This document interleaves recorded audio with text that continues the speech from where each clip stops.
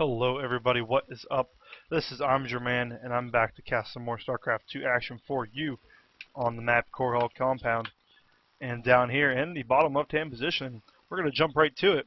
It is the Terran player, DannyCanneo. And in the top right-hand position, his Zerg opponent, AAKraigus.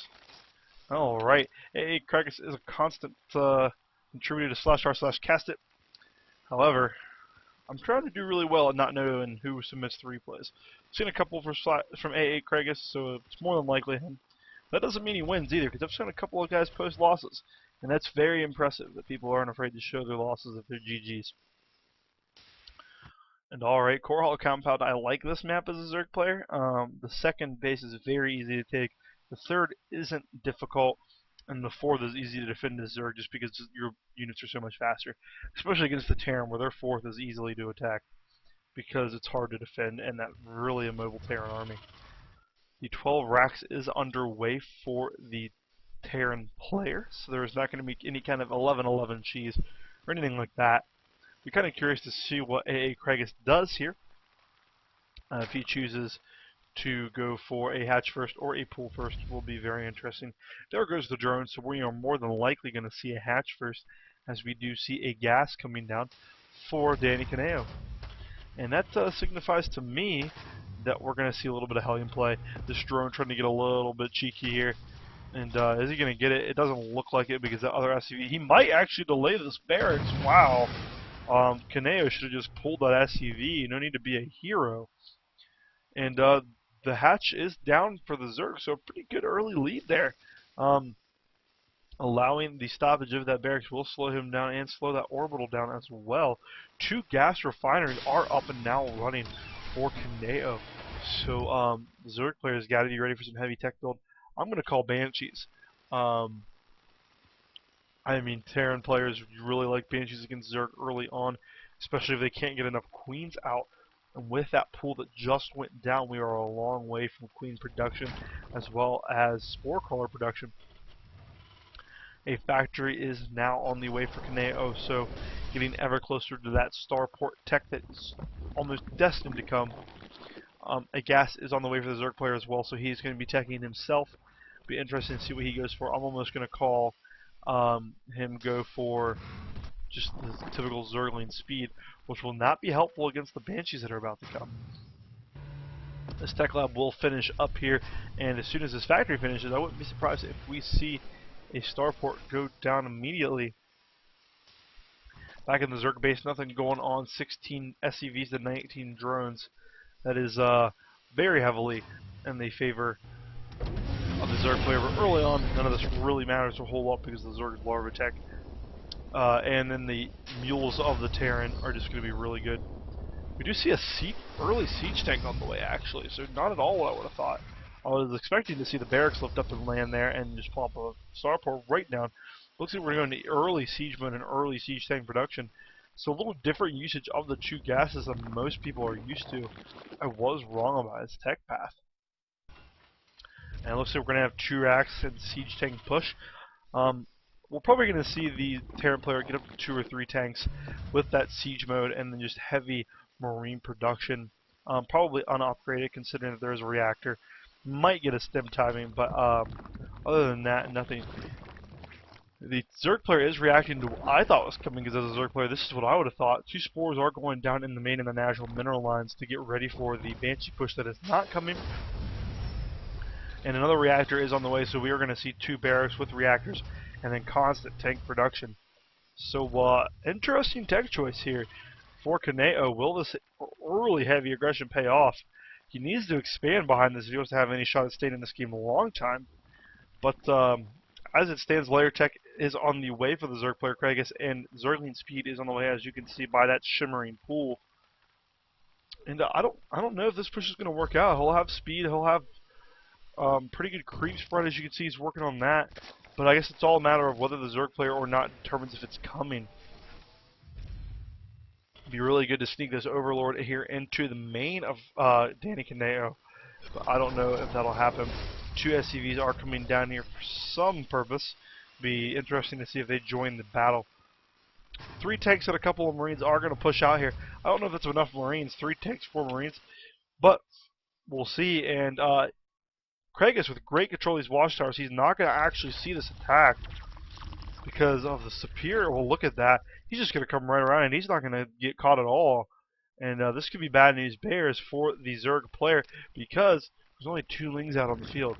If he just keeps pushing drones like he is, 5 more drones on the way, metabolic speed will finish, but there's no larva for him to produce Lings. 8 Lings are on the way. He just spent all of his larvae, but if these tanks get in a good position, like they're trying to, this could be very difficult for our Zerg player. That Queen will certainly get picked off. It does not, though. Runs away at the last possible second, escaping with 41 health. Alright, +1 is halfway done. Speed is finished for Marines, and the tank are the constant protection for the Zerg, or for the Terran player. 10 Marines to 10 Lings. That's not good for those Lings. It'll be interesting to see how Craigus blocks out of this contain here. And it looks like DannyCanneo is going to start leapfrogging tanks up into the base here of Craigus. And siege tanks do outrange spine crawlers, so that spine crawler is almost destined to fall. The units are being rallied into the main here, and I don't know if Craigus is going to have enough to block out with a great spread here from DannyCanneo. DannyCanneo, I'm about to sneeze. DannyCanneo attacking this evolution chamber. And I just sneezed. That was really good timing on the mic mute. Look at that. Queen 1 does fall here at the natural under siege. I don't know if AAKraigus is going to have enough. 18 Lings are about to pop, as well as +1. 6 Banes are on the way, and +1 is going to be huge against this really early unupgraded Marine attacking. Oh, here come the Lings. They're swinging in, and he might clean this up with the friendly fire from the tanks. No tanks go down just yet. Looks like 1 tank, 2 tanks will fall. Will a 3rd tank fall? That would be critical. 3 tanks do fall. Families are going to come in here and clean up all of these Marines. Don't splash against the siege tank. That's not good. They do, but it's not going to matter. That last tank will fall. This push is going to be repelled. The entire army for the Terran player disappearing. Great surround there. The unupgrades is what cost our Terran player, DannyCanneo. The +1 and the Banes were amazing. Go to the workers tab. 42 workers for the Zerg, 24 for the Terran. That 1 base all in just didn't pay off, it looked like. And my voice just cracked. That's embarrassing. These Marines are hustling back home, but they are going to get caught up by the 17 Lings that are right there. Infestation pit is about halfway done. Its Bailey speed has just been started. Tank at the top ground going to come in here, and that's not going to make much of a difference, as that expansion will be forced to cancel.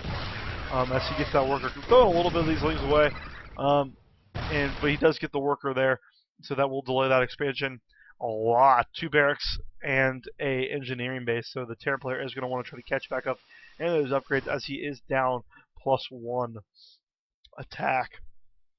Zerg player's got a ton of money. I'd like to see him just spend it and expand. Maybe even drop a macro hatch. As soon as I say that he does expand, I'd like to see him maybe double expand, because he does have the lead. He does have map control. Interesting high-sec auto-tracking upgrade coming here for the Terran player. That's going to give his planetary fortresses and turrets more range, as well as bunkers. Don't know if that's the best upgrade right now. I'd like to have seen him just go for that +1. Zerg, great Zergland scout here, going to be able to tell when that 3rd, if it ever does get down, gets down. And here comes just a bunch of Lings. Pathogen lands is about 50% of the way done, and here shortly we'll see infestors. And as soon as I say that, 6 of them pop up onto the production tab. And this will be quite the challenge for the Terran player to hold, as he only has 1 missile turret. Stim pack just now started, as well as high-sec auto-tracking. Okay, that came out terrible. Forget that last bit. Food stands 78 to 47 in favor of Craigus, so almost a 40 supply advantage. Amazing lead here for the Zerg player. Played a very economic opening, and the all-in from the Terran player did not work. That's one of those attacks that if the Zerg doesn't scout it until way too late, he loses.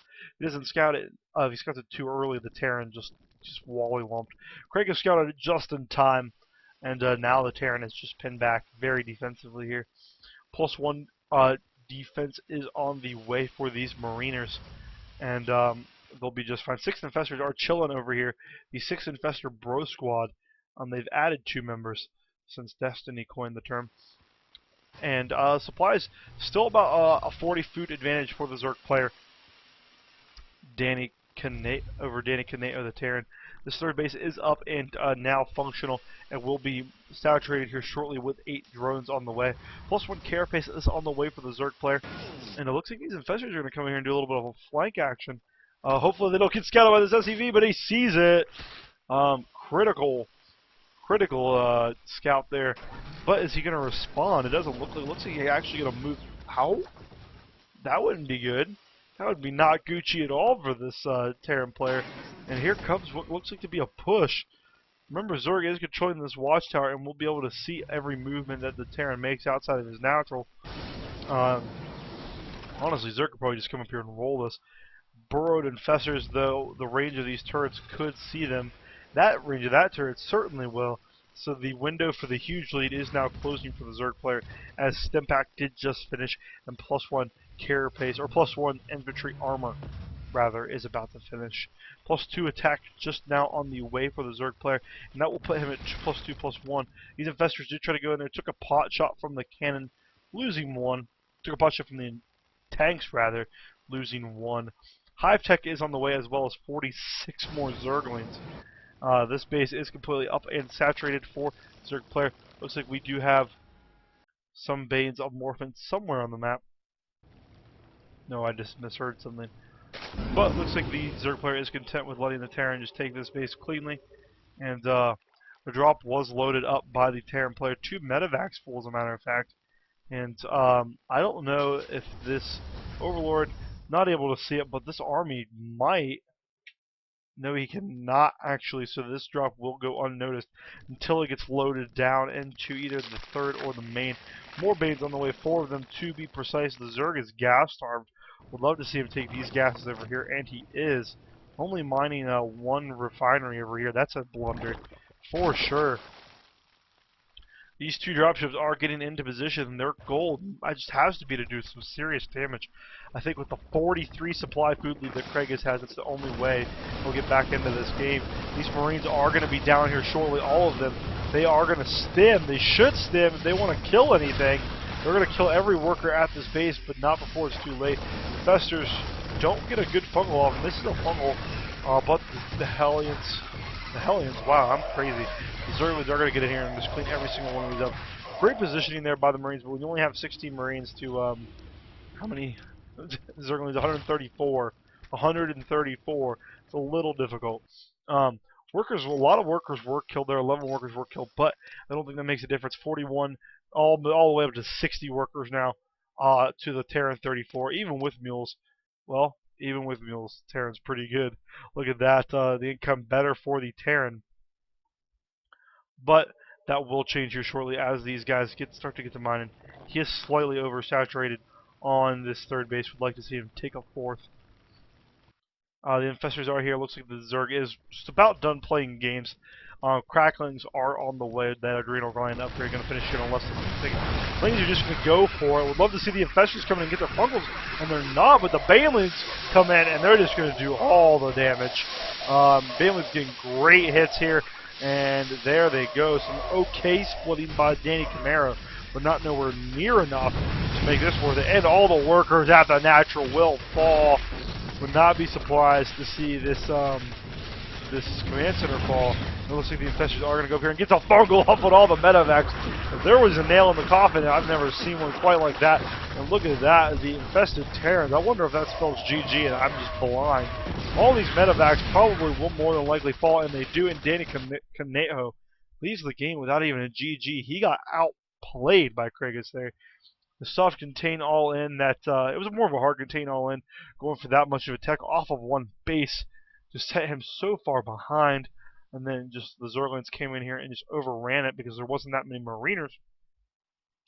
Led him to this, where you can get a G and infested Terrans out on 3 base plus a macro hatch.